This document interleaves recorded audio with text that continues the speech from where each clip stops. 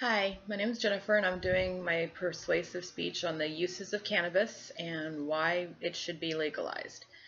I'm going to start with the history of it. Cannabis has been around since the world began. It's a plant.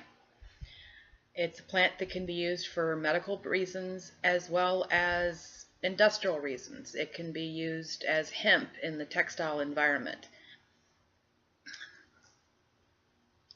It was used for its medicinal purposes dating back all the way to China in 2900 BC, and it was also used for the hemp at the time as well. Now, Western medicine began to use it in the 19th century for medicinal purposes.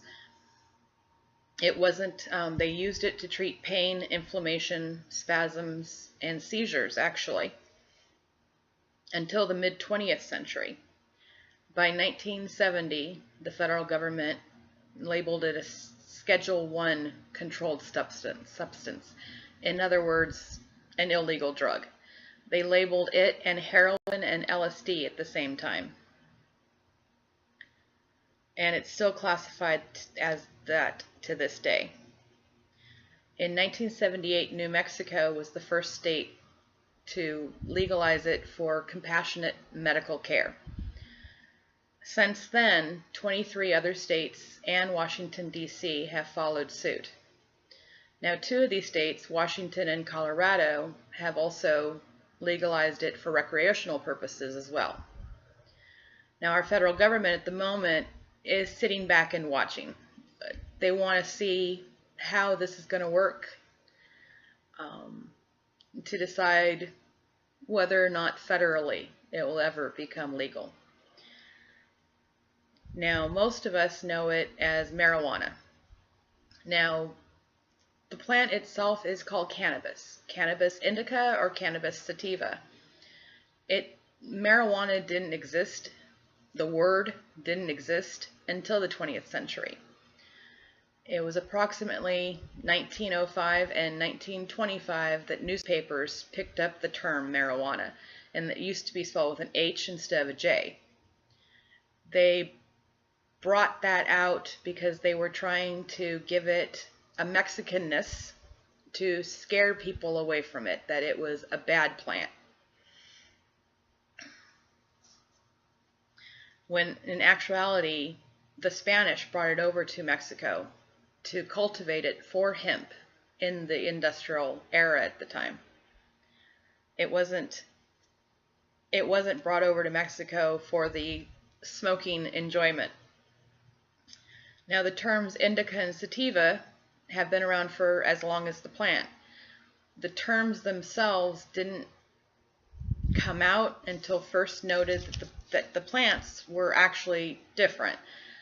So cannabis sativa grow tall and thin, usually outdoor plants, whereas cannabis indica are actually short and bushy plants. The differences don't end there. Indica is usually used to treat, can be used to treat anxiety, insomnia, seizures, migraines, pain, and muscle spasms. That's because it offers a full body effect. Indica is what you would normally consider to be the couch potato high. In my youth, that's exactly what it was, before I really understood what I could get. It gives you the relaxation and the sense of unwinding from your day. Whereas sativas, they provide a cerebral effect and can be used to treat depression, fatigue, ADD. It gives you, can improve your focus, gives you energy. It gives you a more uplifting effect. Now, that's why we've created hybrids. Hybrids, you can combine the plants, combine the best of the effects, and it gives you a better way to, it can actually be grown to treat specific illnesses, specific problems, like for multiple sclerosis, where there are so many problems. Today, when I went to my post office, I was so stunned to see this because it's perfect. the Momentum magazine. It's an MS magazine, and the cover states medical marijuana, hype or hope. And there's a full article about it, giving a timeline, and most of the information I already had off the internet, but I will be quoting this as well. It shows all the states in green have legalized medical marijuana. The dark green, Washington and Colorado, are recreational as well.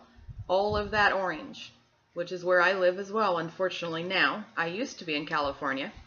All of the orange hasn't legalized it yet, but it's coming around. I wanted to show you guys what I used to have when I lived in California, because I was medically legal at the time. When you're not sure what you're getting, most people picture these big plastic bags, because you see them on the news, these huge plastic bags of weed. And any of you who have smoked it in the past, you're used to getting, plastic baggies of weed. But if you're doing it for medical purposes and you're going to the clinics, you get samples. You get to try samples. I've kept these. I've lived in Arkansas now for over 5 years, and I've held on to these because someday I'm hoping that it will become legal here in Arkansas, and I want to show them. You get little sample containers.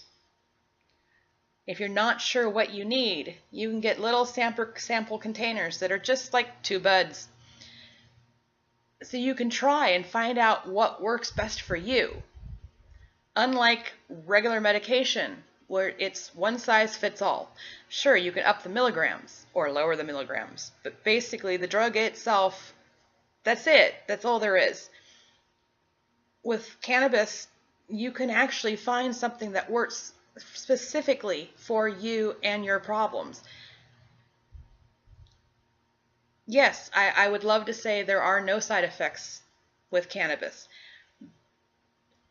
Most of the time, depending on the person, there really isn't. Sure, if you smoke too much, you're going to be tired and you're going to be the couch potato. But if you know what you need and only smoke what you need, it doesn't get abused. I have friends who take painkillers, large dosages of painkillers, and they're addicted. I won't take a painkiller. Yes, I take Tylenol and ibuprofen, and I think my biggest thing is Tylenol 4, which has a little bit of codeine in it. I will not take something that's going to make me addicted and go through withdrawals and go through the side effects of other painkillers.